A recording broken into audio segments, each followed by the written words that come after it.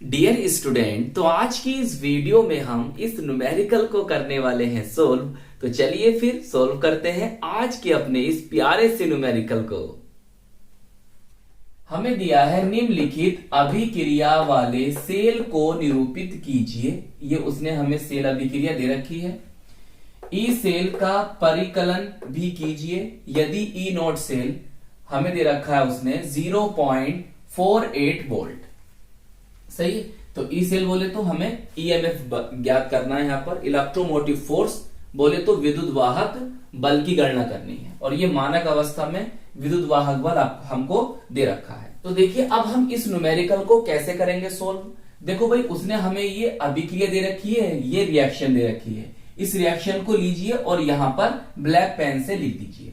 देखो भाई, हमें ई सेल की भी गणना करनी है और हमें सेल को निरूपित भी करना है। तो सबसे पहला हमारा काम ये होगा, जो रिएक्शन हमें दे रखी है, जो अभिक्रिया हमें दे रखी है, हम उसमें ऑक्सीकरण, ऑक्सीडेशन और अपचयन, रिडक्शन को पहचाने। तो सर हम ऑक्सीकरण को और अपचयन को कैसे पहचानेंगे? बहुत ही सिंपल तरीका है ऑक्सीकरण और अपचयन को पहचानने का। देखो कैसे पहचानोगे।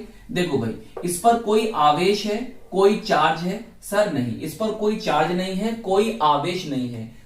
तो जिस पर कोई आवेश ना हो, कोई चार्ज ना हो, तो उसकी ऑक्सीकरण संख्या, ऑक्सीडेशन नंबर या ऑक्सीकरण अवस्था, ऑक्सीडेशन स्टेट 0 होगी। किसकी होगी? सर जिस पर कोई चार्ज नहीं होगा। तो बेटा इसकी ऑक्सीकरण संख्या क्या हुई? 0 हो गई। इस पर +2 चार्ज है तो इसकी ऑक्सीकरण संख्या सर +2 हो गई। इस पर कोई चार्ज है नहीं है तो इसकी ऑक्सीकरण संख्या सर 0 हो गई।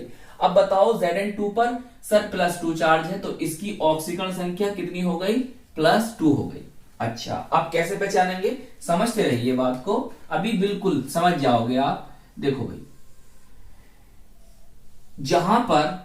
जहां पर ऑक्सीकरण संख्या, ऑक्सीडेशन नंबर, ऑक्सीकरण अवस्था, ऑक्सीडेशन स्टेट बढ़ेगी, जहां पर ऑक्सीकरण संख्या बढ़ेगी वहां होगा ऑक्सीडेशन, और जहां पर ऑक्सीकरण संख्या घटेगी वहां होगा अपचयन, बोले तो रिडक्शन। सही है। तो यहां पर 0 से +2 हो रही है सर। यहां पर तो ऑक्सीकरण संख्या बढ़ रही है, तो क्या होगा सर? यहां होगा ऑक्सीडेशन। ऑक्सीडेशन बोले तो ऑक्सीकरण। क्या होगा? ऑक्सीकरण। हिंदी में भी लिख सकते हो, आपकी मर्जी है। अब देखो यहां पर +2 से 0 हो गई। सर यहां तो ऑक्सीकरण संख्या घट रही है, तो जहां पर ऑक्सीकरण संख्या घटेगी वहां क्या होगा? बोलो, वहां पर क्या होगा? सर वहां पर होगा अपचयन। तो यहां पर क्या हो रहा है? अपचयन हो रहा है। क्या हो रहा है? अपचयन। सही है, लिख दो। अपचयन को क्या कहते हैं इंग्लिश में? सर रिडक्शन हो रहा है। सही, जहां पर ऑक्सीकरण संख्या घटेगी वहां होगा रिडक्शन, बोले तो अपचयन, और जहां ऑक्सीकरण संख्या बढ़ेगी वहां होगा ऑक्सीडेशन, बोले तो ऑक्सीकरण। तो चलिए फिर अब हम समझते हैं कि हम सेल को किस प्रकार से निरूपित करते हैं, किस प्रकार से प्रदर्शित करते हैं। बहुत ध्यान से समझना। देखो बच्चों, ये है सोल्ट ब्रिज। क्या है ये? सोल्ट ब्रिज, बोले तो लवण सेतु। तो लवण सेतु के इधर आपको लिखना है अपचयन वाली अभिक्रिया, और लवण सेतु के इधर लिखना है आपको ऑक्सीकरण, ऑक्सीडेशन वाली अभिक्रिया को। तो देखिए ऑक्सीकरण किस में हुआ है, ऑक्सीडेशन किस में हुआ है? सर Zn का Zn2 पॉजिटिव में। बच्चों लिखो, Zn कैसी अवस्था में? ठोस अवस्था में है। और इससे क्या बन रहा है? सर Zn2 पॉजिटिव, और इसकी मोलर सांद्रता सर 0.01। ये इसकी मोलर सांद्रता है, मोलर कंसंट्रेशन है। चलिए अपचयन सर इसका इसमें हो रहा है। चलो बच्चों लिखो, अपचयन बोले तो रिडक्शन कहते हैं सर अंग्रेजी में इसको। ओके, इसकी मोलर सांद्रता 0.1 m दे रखी है। से क्या बना सर? CO कोबाल्ट, ठोस सॉलिड। सही है।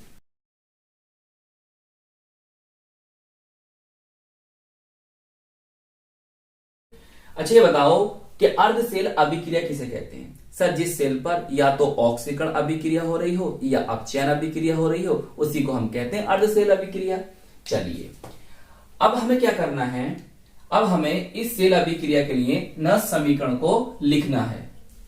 चलो कैसे लिखोगे, देखो ईएमएफ इलेक्ट्रोमोटिव फोर्स या ई सेल, सही, इसे ब्लैक पेन से, ब्लू पेन से, ब्लैक पेन से, फिर ब्लू पेन से ऐसे लिखना।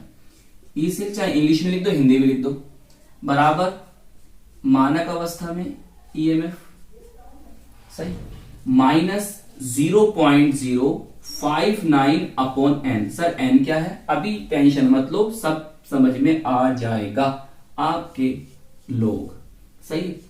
पी बोले तो प्रोडक्ट, प्रोडक्ट की कंसंट्रेशन, बोले तो उत्पाद की सांद्रता, अपॉन रिएक्टेंट की कंसंट्रेशन, बोले तो अभिकारक की सांद्रता। चलिए अब बहुत ध्यान से समझना, क्योंकि यहां पर अब n की वैल्यू भी लिखनी है, सब वैल्यू रखनी है। अगर ध्यान थोड़ा सा हट गया और वैल्यू आपने गलत लिख दी तो बेटा आंसर आपका गलत आएगा, ये बात याद रखना। चलिए ये हमें क्या करना है, कैलकुलेट करना है। चाहे ई सेल हिंदी में लिख दो, चाहे अंग्रेजी में लिख दो, इससे कोई फर्क नहीं पड़ रहा, सही बच्चों।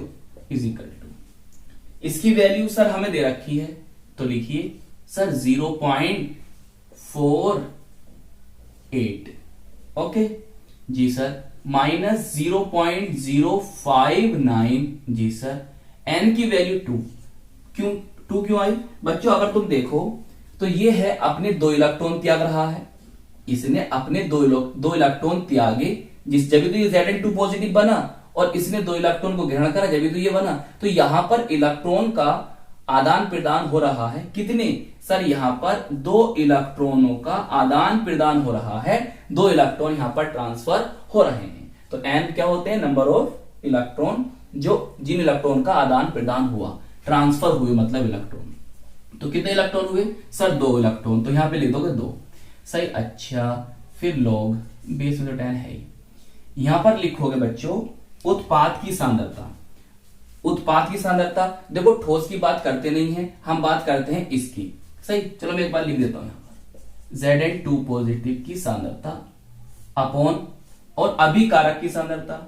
अभिकारक कौन है भैया आपका, ये है, इसकी ठोस की बात नहीं करोगे, केवल जलीय विलयन की। जलीय विलयन में सांद्रता होगी, जलीय विलयन में तो होते हैं आयन जी सर।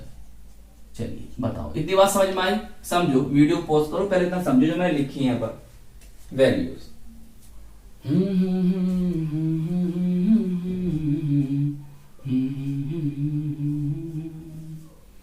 चलिए क्या करें क्या करें क्या करें, इसे भाग कर दो, कर दो, रहने दे, चलो एक बार रहने देते हैं, अभी रहने देते हैं। लो देखो भाई, Zn2 पॉजिटिव की सांद्रता सर हमें दे रखी है 0.01, सही, अपॉन, और इसकी सांद्रता सर हमें दे रखी है 0.1, सही, 0.1 बचेगा, देखो तो। चलिए 0.48 इंटू, इसे भाग करो 0.0, 2 दूनी 4, 2 नम 18, 2 पंजे 10, ये आ जाएगा, सही। यहां पर मैं लिख सकता हूं 10⁻⁻1। अरे भाई देखो, हमारा ऊपर क्या है 0.1 और नीचे क्या है 0.1, सॉरी ऊपर है 0.01 और नीचे है 0.1। तो मैं ऊपर वाली बात को कैसे लिख सकता हूं, 10⁻⁻2, नीचे वाली बात को 10⁻1, ये पावर ऊपर जाएगी, तो बताओ कितना बचेगा सर, 10⁻⁻1। तो मैंने ये भी लिखा, ये से भाग करोगे तो कितना आगा, इतना ही आगा, 0.1 ही तो आगा। ये ऐसे कर लो, मर्जी है सर आपकी, सही है बच्चों, इतनी बात समझ में आ गई।